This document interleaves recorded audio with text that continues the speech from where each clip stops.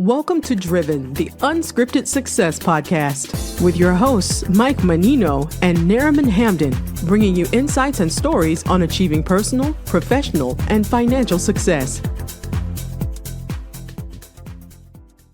Hey guys, I'm Nariman Hamden, and this is Driven, Unscripted Success podcast. Got another awesome guest on today. We have Nikki Mendonça. Nikki has been in the global market. She's a global market director for marketing, and sales services.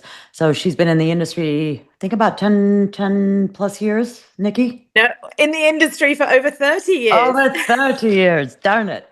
Over 30 years. So welcome to the show, Nikki. How are you? I'm very well, really, very well. Awesome. In sunny Miami. I'm in sunny, swampy Naples. The weather's been nice though. I mean, it's been blue skies, so can't complain. Yeah. So why don't you tell us a little bit about what you do and how you got to where you are today? Yes, well, the sweet spot I operate in is, as you said, across marketing, sales, and service. And I've really been involved for over 3 decades in replatforming companies, B2B and B2C, across marketing, sales, service, which is now including product. So there's a whole sort of flywheel that's forming across that value chain. And that's really what I've been operating in over 3 decades. And most recently at Accenture, where I've been working with platform companies, everyone from Microsoft to Meta to Google to SAP, Uber, etc. Lots and lots of platform companies, helping them completely remodel the way that they go to market. Because obviously AI is rewriting that whole entire value chain. And I was at the forefront of helping clients do that. Okay, wonderful. So, when you think back, are there any moments that you'd say really changed the game for your career?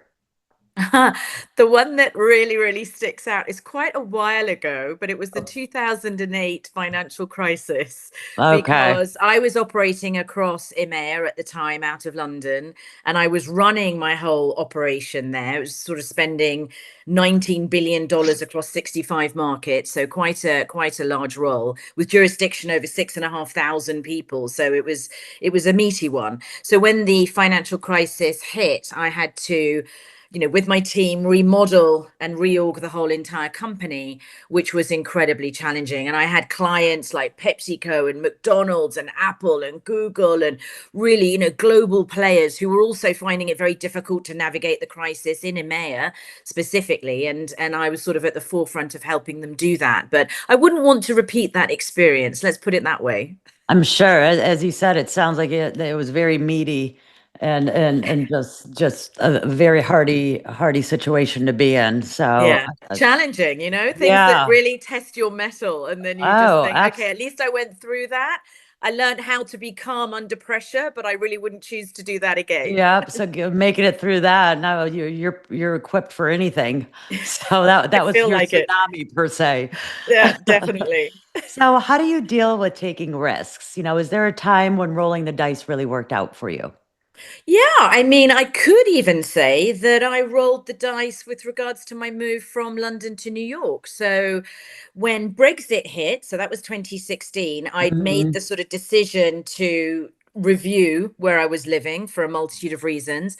And then Accenture headhunted me and said, well, would I like the opportunity to work in New York? And I thought, well, why not? New York's very similar to London. It will be great. But it was sort of on a wing and a prayer in a way, even though I knew I had the Accenture job lined up, it still was quite daunting. I was 48 at the time, but did it. And I thought, and it has absolutely worked out. Came out on an O1 visa. And then obviously, Accenture helped me get a green card, and now I'm going to go for citizenship in 2027. So you can see the journey's not completely over yet. But no, it really was. It was scary, but crikey, am I glad I did it. Yeah. Sure, that's fantastic. And I mean, that's awesome. You're at the tail end of it. I mean, 2027, and you're gonna be Mrs. Red, White, and Blue and Stars. I love it. Absolutely. Cheering to the front. Yeah, there you go. So everyone hits a bump in the road every now and then. Can you share a time that things didn't pan out and how you got through it? I just think it is, again, it's back to the '08 financial crisis. I can't think of anything else which really stopped me in my tracks and where I had to completely reevaluate, sort of kill some sacred cows, Sure. completely reevaluate how we were doing business, how we were, fit for doing business going forward. And in a way, I would say that a lot of that re-engineering mindset has helped me now when it comes to how AI is completely changing everything we do, particularly in go to market. And I'm embracing it. I'm embracing it completely. And whether it's ChatGPT, Claude, Gemini, etc., all at the forefront of what I'm doing now, operating pretty much by myself now. I just feel that you have to lean into the change. So I've got this, Sure. always had a growth mindset, always been very curious, and therefore, if something new is going on, I sort of dive headlong into it and want to see how I can implement it into everything that I do. And that makes, I suppose, the tech change less scary because you just, Sure. try and get ahead of it. Are you finding the pros and cons with AI and what you do and I'm implementing them? still finding it more pro than con. I mean, Okay. really, when you think about, because I also did a lot of process mining when I was at Accenture, so that's literally, decomposing the value chain and the process that everyone works towards, whether it's in marketing or financial services or whatever process it may be. And when you sort of really mine those processes and you look at point solutions where AI can actually replace a longer way of doing things, Sure. you can save so much time. So I just feel I'm very, very optimistic about it. I'm more a tech optimist than I am anything else. I do think we have to be careful. Of course we do. But as long as we've got the right human oversight and the right governance, we'll be okay. She says. Absolutely. Yeah. Yeah. Yeah. The last words. I think. I think. I hope. Oh, that's funny. So, what's a skill or habit you think doesn't get enough credit for contributing to your success? I sometimes think it's a sense of humor. Being a Brit, and that's what I've noticed, because even when I came over to the States, a lot of people were like, Nikki, it just doesn't matter what, or if the proverbial shit hits the fan or whatever happens, Sure. I have that sense of humor. I come to, team meetings, big global town halls, etc., with a very healthy sense of humor. And I do think that that's incredibly underrated as a leadership skill because it puts a lot of people at ease and it sort of Yes. almost puts everything into perspective because sometimes you do think that the ceiling's on fire, but sometimes you just have to exactly that, stand back, look, we're all going to wake up tomorrow morning, hopefully it'll be okay. So yeah, I would say that definitely, yeah, a sense of humor has been something which I think is, yeah, very underrated in leadership. Yeah, I agree. And I'm a very sarcastic person, if you haven't noticed. So I do feel that, sense of humor needs to be accepted more in the workplace and in the leadership roles. It definitely helps diffuse the stress of certain situations. It breaks the ice. You know Of what I mean? course, And yeah. just And chills everyone out. And it's like, oh my gosh, we are all human. And yes, the sky is not going to drop in an hour, you know? completely, So completely. And it's very absolutely. liberating as well, for especially it breaks down the hierarchy. So when you've got very, very big teams, you've got a lot of sort of hierarchy games. I find that sometimes a sense of humor just flattens everything. And then Sure. everyone feels that they can speak up, everyone has a voice, everyone feels more relaxed, in Yeah, they terms feel of sharing their inclusive and opinions. Yeah, much more sure. inclusive. Yeah. So, staying on top of any field is tough. What's something exciting you see in the horizon in your industry and how are you getting ready for it? I think it's back to AI and Yeah. generative AI and machine learning and deep learning and everything that we know in terms of the transformative nature of large language models and the fact that there is such a proliferation now of opportunities to integrate AI to completely turbocharge productivity. I mean, I was firsthand working with clients where again I would be completely rewriting that value chain and boosting productivity and outcomes by about 40-50%. So yes, it is scary that we're now headlong into a human and machine operating model, and that Sure. is going to replace a lot of human tasks. But I do think that the positive is it frees a lot of humans up to do more strategic work, because there's Yes. no doubt about it. The AI is almost like the next generation of RPA, which was robotic process automation. And if you embrace it, you can actually get rid of a lot of the perfunctory tasks that maybe you didn't want to do in the first place. Sure. So, we all want to be a little bit more creative and strategic and really use our brains. And I feel that if you co-pilot with these, ChatGPT, Claude, Copilot, whatever, then you basically augment your own power, and that does 10x your productivity. And I've seen it firsthand, so I'm very, very bullish, very excited. I even have started trading stocks, so I've built a portfolio of AI driven stocks, Oh, and wonderful. so far so good. And that's it. So I'm putting my money where my mouth is. I really do think that this is the future, and we should all embrace it because it's very, very exciting. Yeah. Sure. So that's your form of passive income then is investing in AI Yes. stocks. Yes, yes. That's fantastic. So yeah, I was, I use Chat GPT like it's my sister. Yeah. I'm constantly, everything goes in there. I'm like, okay. And I'm in real estate, so it has just made it my life so much easier as a realtor. Being able, where before I would spend hours looking for this and that, and Yeah. where now I just put in exactly a couple of keywords, this and that. It kicks back a bit of what I'm looking for, Yes. and I follow up with another question. It kicks back a little more, digs in a little deeper, and we keep going back and forth. And at the same time, it's starting to understand my thought process, the way I think, the way I speak, just all of it. So now, I mean, I think last week, ChatGPT had the audacity to give me its opinion. And I'm like, oh, really?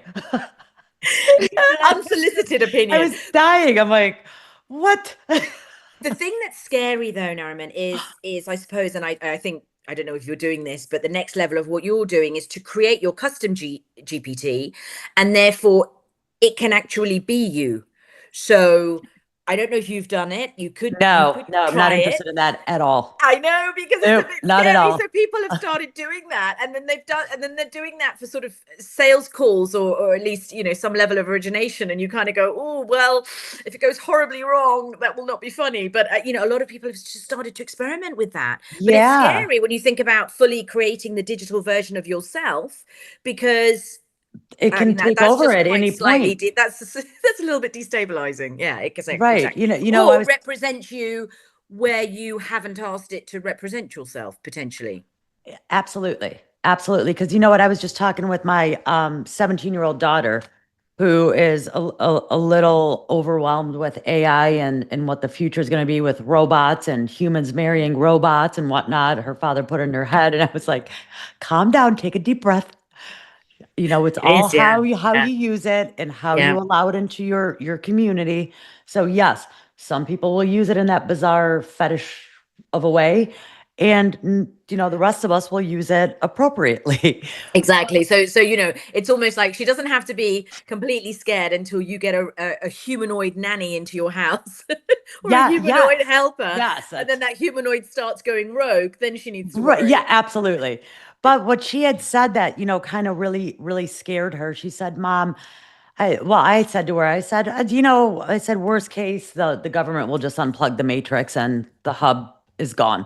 She goes, no, Mom, that's not the case. I've read articles. She goes and she's very, very, very brilliant.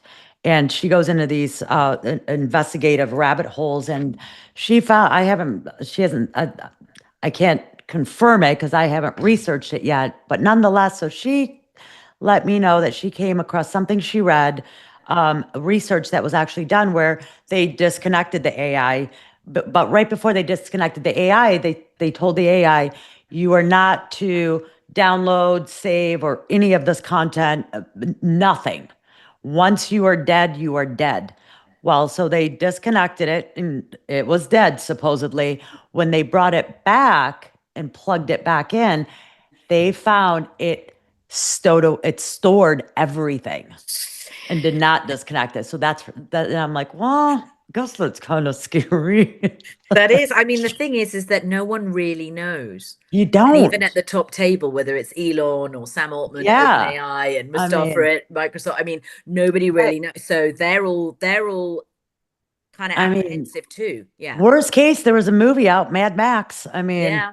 so Yeah. just Yeah. plan on that. So we're all just sitting here going, okay, just fingers crossed, proceed with caution. Right. Yep. Just throw a Hail Mary, see what happens. Father, Son, Holy Anyway. Spirit. Yeah, Um, seriously. so I'm sure, leading a team has its challenges. So what's your leadership style? And can you give us an example of how it helped you through a tough spot? Yeah, I think that my leadership style is I'm very call a spade a spade. So I am incredibly honest with the team. I've had large, medium, and small teams, and it has always worked for me because then they never have to second guess. What I think, what my vision is, what my operational plan is, etc., etc. I'm all very, very transparent. What you see is what you get. I also think that, my leadership style has been very high energy, share your points of view. Any idea is a good idea. So everyone has always felt completely free to change, anything that they felt wasn't working, to positively critique something that might not even be in their own domain. It might just be in sort of a wider domain. So I just feel like I create the right context for teams really to overperform. I'm very much into, Yeah. while you're working, do your very best, full pelt, etc., but in a very positive, sort of high energy environment, which I think a lot of people thrive in. A lot of people thrive in, and they love it. Yeah, absolutely. Like Yeah, I prefer high energy yeah, atmospheres, work wise, or I mean, just like having you're a very energetic, charismatic guest, and it changes the whole atmosphere. You know what I mean? And it's just everybody has a different personality, but it's like I thrive off energy like yours, where it gets me like thinking outside the box, and I'm like, oh my God, it's almost like, ooh, look at Stella's got her groove back.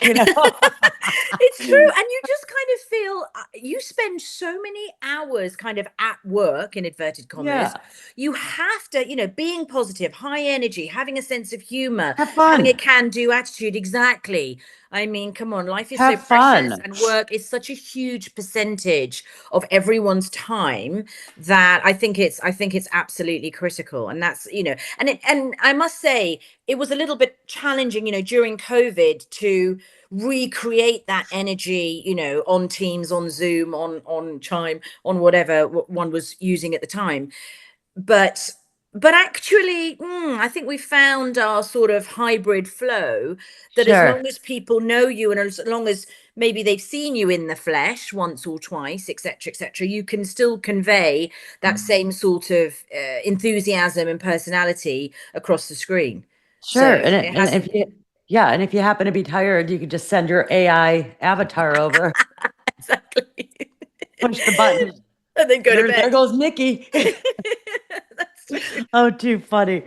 Um, so so when you're building your dream team, what's one trait that you always look for I and look why? for a lot of curiosity. I mean, energy is a given, but curiosity and learning. I'm voracious about learning. I mean, you should see my book collection. Um, I'm voracious about learning, and I also listen to loads of podcasts, and I have Yeah, this thing whereby, I have to just learn something every day. So I look for a lot of curiosity in other people, and maybe as well high agency, because those two things tend to go together. So if they've got high agency, like a lot of people said to me, a lot of headhunters actually talk to me and say, oh, you've got such high agency, you decided to leave London, you went to New York, now you're in Miami, etc., etc. I will do what I want to do because I genuinely think I can't fail. So I look for that in other people. I look for that sure, sort of, if you've got high agency, I think you can do anything you put your mind to. And sure. therefore I look for those traits in other people, because I think it's infectious as well. So if you get a few people like that sort of around a table and you're brainstorming a particular challenge or whatever, you can Sure. just almost solve that challenge in, half the time. Right. Yeah. Absolutely. Yeah. Absolutely. So I'm sure leading a team has its challenge, or I'm sorry, we just went over that one. How do you encourage your team to think outside the box and bring new ideas to the table? I often encourage my team to look at other areas, industries, etc. So even going deep in software and platforms, we were constantly looking at, say, consumer goods, or constantly looking at pharma, constantly looking at the automotive industry. I think that cross-industry stimulation is sometimes hugely underrated. So I will get them to, really look at other industries in terms of maybe how they've solved a particular problem. I remember we were deep diving into subscription, because subscription was also becoming a very big thing in B2B. And it was almost like, come on, guys, let's look at subscription models in B2C, even things like Starbucks and loyalty programs and da-da-da. So you can take inspiration from other sectors, I think is very interesting. And of course, as well, reading around the subject. I do think that's really important. As I said, I'm a voracious reader, and I really encourage people to read. It's hopefully it's not going out of fashion as we pivot to video, but I just think that Right. reading is also a discipline that you can Sure. just learn so much from. It also helps you control your own dopamine levels, which sometimes get out of control in these industries. And I think it's a very Yeah. healthy trait to be a good reader. Sure. So speaking of books, podcasts, and whatnot, has there been a book, a podcast, or a mentor that's really changed your outlook or approach? Oh, I've read a bit of Ryan Holiday. He's written a book on ego and a book on discipline, which is very good. Ryan Holiday? Yeah, Ryan Holiday. I also Morgan Housel has written a book on the psychology of money, which Mm, was quite game changing for me. That also got me into trading and understanding my own power in running my own P&L. And so the psychology of money is excellent. I mean, it's so good you can read it 3 times. that's the name of the So book, Psychology yes, of Money. yeah, psychology of money. And then anything Naval Ravikant, who's written The Almanac, is again one of the best books ever written. Really? Quite the Yeah, and statement. Well, he's a multi-billionaire, and he he is such a high agency person that he has created his own code of success and behavior. And one of the wisest people on this planet, I would say, categorically. And now he's doing a wow. lot of podcasts, which is wonderful because you can listen to. He's just recently done one with Chris Williamson, which is just superb. Super. Chris Williamson runs a podcast, Modern Wisdom, which is excellent, excellent. Another Brit, who's now sort of come over here. Excellent. And it's just sort of 2-3 hours of pure wisdom that just make you analyze and question the way that you run your own life. Yeah. Sure.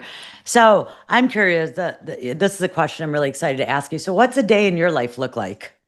And how do you juggle work and personal? Well, now that, as I said, I left Accenture in March. So when I was at Accenture, I had no free time. It was literally 12-hour days, and you are actually attached to your laptop. You do a lot of travel. So it's very, very demanding. Fantastic, but very demanding. So I intentionally stepped out of that in March. Again, I'm a high agency person. I want to intentionally run my life now and want probably a more fractional approach to my career. So that's what I'm dealing with now. As I said, because I love learning, I've gone deep into stock trading. So I spend about 4 or 5 hours a day researching that, listening to podcasts, reading books, etc., that help me really understand the power of investing in trading. The rest of the time, I will still read books. I will also work out because, like any woman, I still also want to drop that extra 20 pounds, which I still think I gained during COVID. and still haven't lost.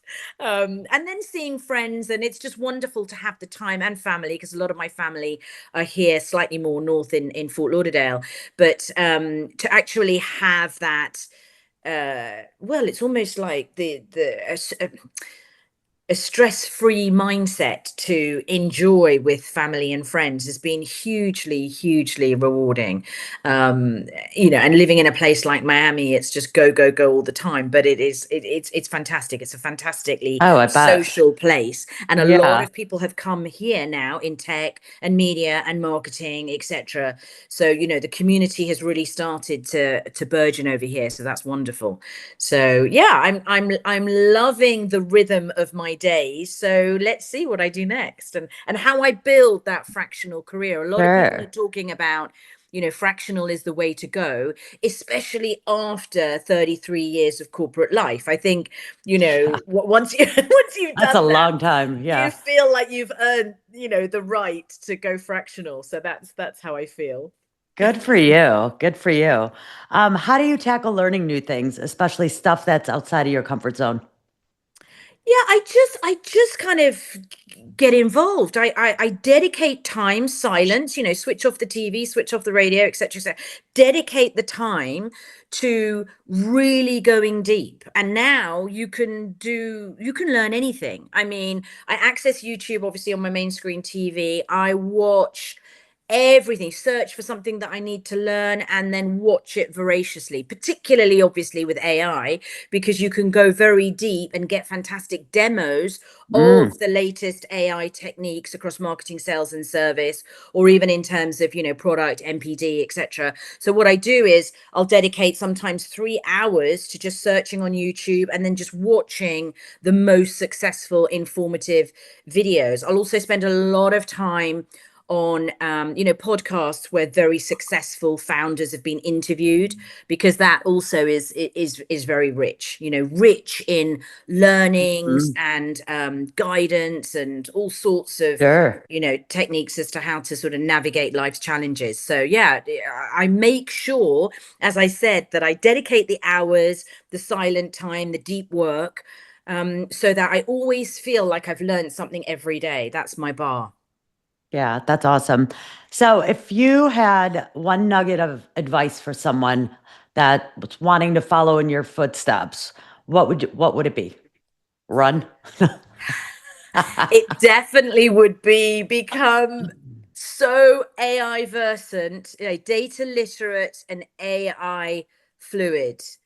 Because data, very early on, I became very data fluent when I was in London doing a lot of data driven marketing. And data obviously is the foundation of AI. So what you can't do one without t'other. So being very data literate, and then making sure that there are a plethora of models, the Anthropics, the Claude's, Gemini's, ChatGPT, Microsoft's Copilot, etc. It's very important to at least have an understanding of the full spectrum of AI and the use cases that surround AI, depending on what you're specializing in. As I said, mine was particularly marketing, sales, and service, and really understanding the before and after. So it's almost like, this is how we used to do XYZ before AI.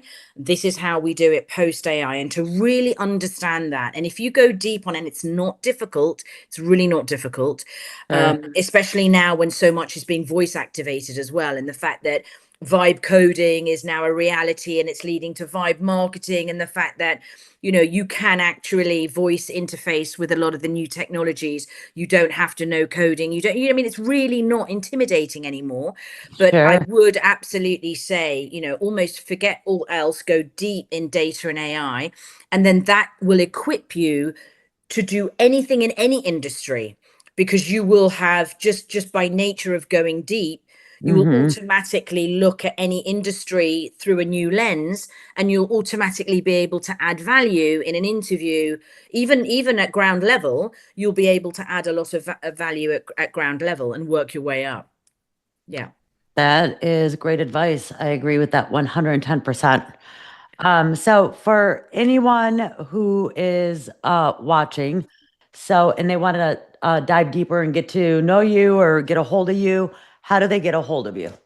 The best thing is probably DM me on LinkedIn. I do check my LinkedIn regularly because also there's a lot of goodness there and a lot of my friends there posting excellent stuff. So yeah, I would say a DM through LinkedIn is probably best. You can also follow me on X, previously Twitter. I do give the odd stock tip if you're interested. All right. So yeah, I'm just at Nikki Mendonça. So you can follow me and DM me there too. Awesome. And then as we're wrapping up the interview, what exciting plans or initiatives do you have for the next 6 to 12 months? What do you got going on? There's one personal initiative, and that's I've just bought a house in Boca Raton. So I'll be moving there in October. Oh, awesome. Congratulations. That's exciting. So I'm really excited because That's it's really a new exciting. development. So it's currently being built. The windows are in. Yeah, I'm really excited because That's it's fun. it's a new life stage for me, and it'll be a new area, and yeah, I'm very interested to explore a kind of a new life and a new rhythm over there. That's awesome. Well, congratulations. That's exciting. Thank you. Well, thank you so much for coming on. I thoroughly enjoyed chatting with you. You're great. You've got awesome energy and you're fun. So I appreciate it. I And really thanks. appreciate meeting you too. I was reading up on you, so it's nice to meet you in the flesh, so to speak. Yeah, kind of. There we go. The AI flesh. Yes. So thank you guys for tuning in, and we'll see you guys next time. Okay. Thanks for listening to Driven, the Unscripted Success Podcast. Want to share your story? Apply to be a guest at drivensuccesspodcast.com/guest.